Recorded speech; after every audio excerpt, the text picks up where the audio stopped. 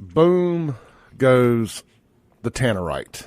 Welcome back into the Clay Edwards Show, the most incendiary show on the radio, the only show where you will get stories like you did in that first hour. I think that's pretty much hands down, mainly because most people haven't lived the ridiculous life that people like Shaun and I have, or me. I don't even want to drag Shaun down that rabbit hole. Man, and it's the people who have lived it are scared to talk about it. That's right.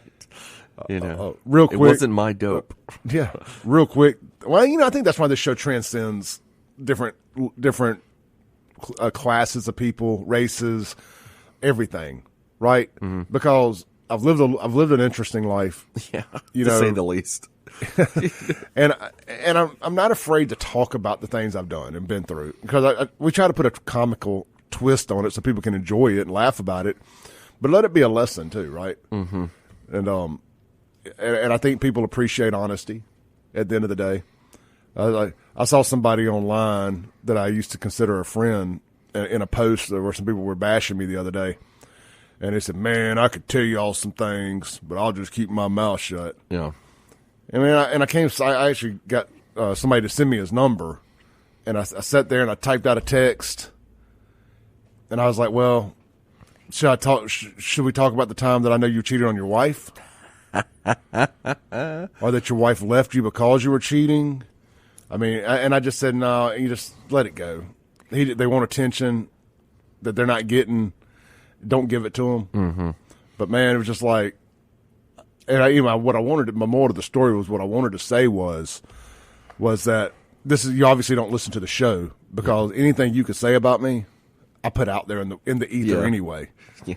And he's really a guy that don't know much about me. We used to live next door to each other. I wouldn't necessarily call us BFFs. He owns another radio station in town. Oh, yeah. Former hip-hop DJ, or a hip-hop DJ. I'll let y'all figure out who it is. If y'all know, you know. But I put all my stuff out there, and I don't have a lot of secrets. Yeah. And I think that's the best way to be. I think we've talked about this before, like private, like if you're the kind of person that can kind of make fun of yourself, that's easy to do. Like we, last night, we had a retirement party for one of my really good friends. He's retiring after like 30 years of being a prosecutor. And, he was saying, he's like, all right, I got stories about everybody in this room. We're like, yeah, we know them all, because we just tell them, we have these ridiculous stories of things we've done. And, nobody's really embarrassed by them, because, it's just kind of fun that you're willing to, because a lot of people, I think, they don't want to admit that they did this or that or whatever, because they don't want anybody to know. And it was kind of like those people when you were having lunch yesterday talking about the people in certain neighborhoods that have got to keep up with the Joneses because they got to like keep up their image. And I could give two craps about that. Yeah. Just never not living my life. But one of my friends has got a really good saying that he always says to his wife. He said, there's not note takers following you around.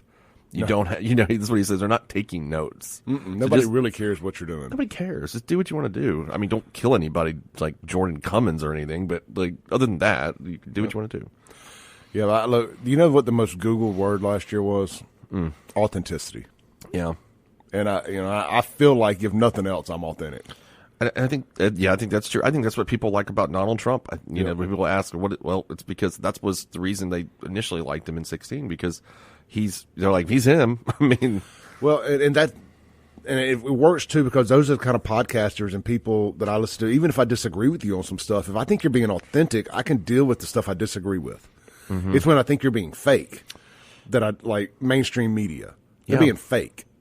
And most politicians, I think. But of course, I think they say things that, like, what's my joke that I always say is like, I love Jesus 27% more than my opponent. Mm-hmm. It's stuff like that really just turns people off. Like, okay, dude, I get it. You're sitting in a truck with a gun and you're talking about how much you love Jesus. Give me a break. And now it's rhino politicians, and they've replaced Jesus with Trump. Yeah, right. Oh, they've done that's my favorite. Like, I love Trump the mostest. Yeah, those people.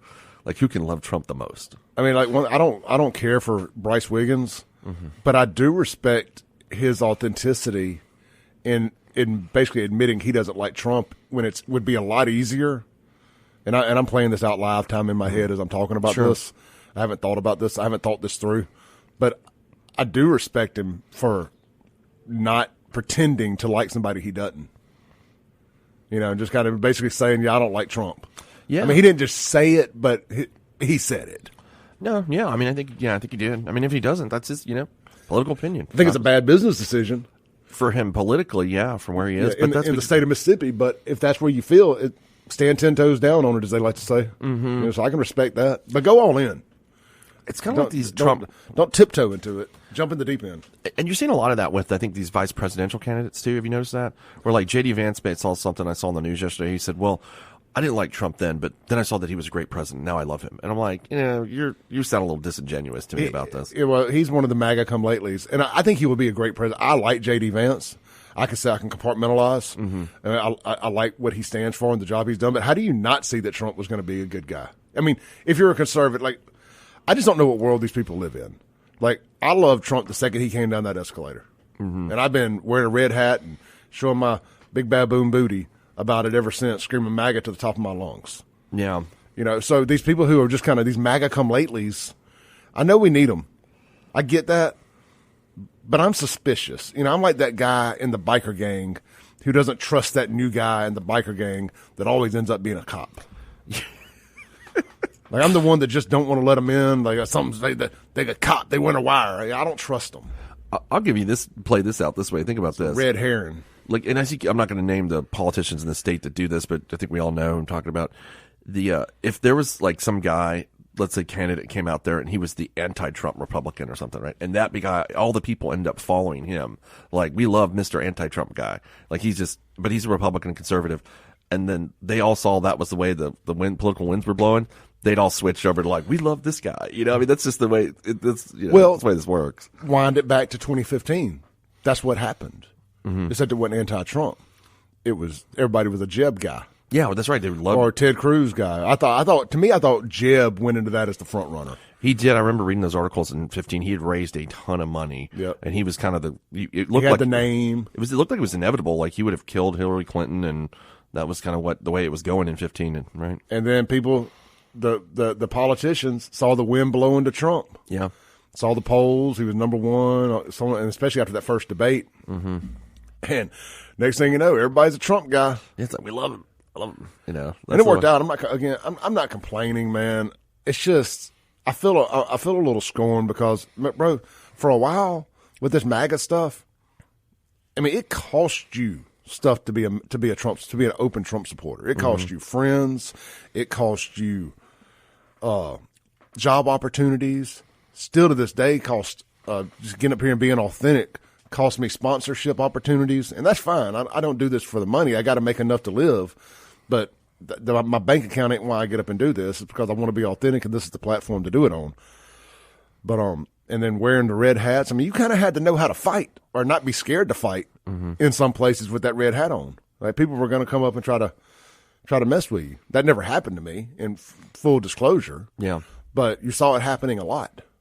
Yeah. I mean, I think there was definitely there was a friction in that era now that doesn't really exist today. I think as much as it did then.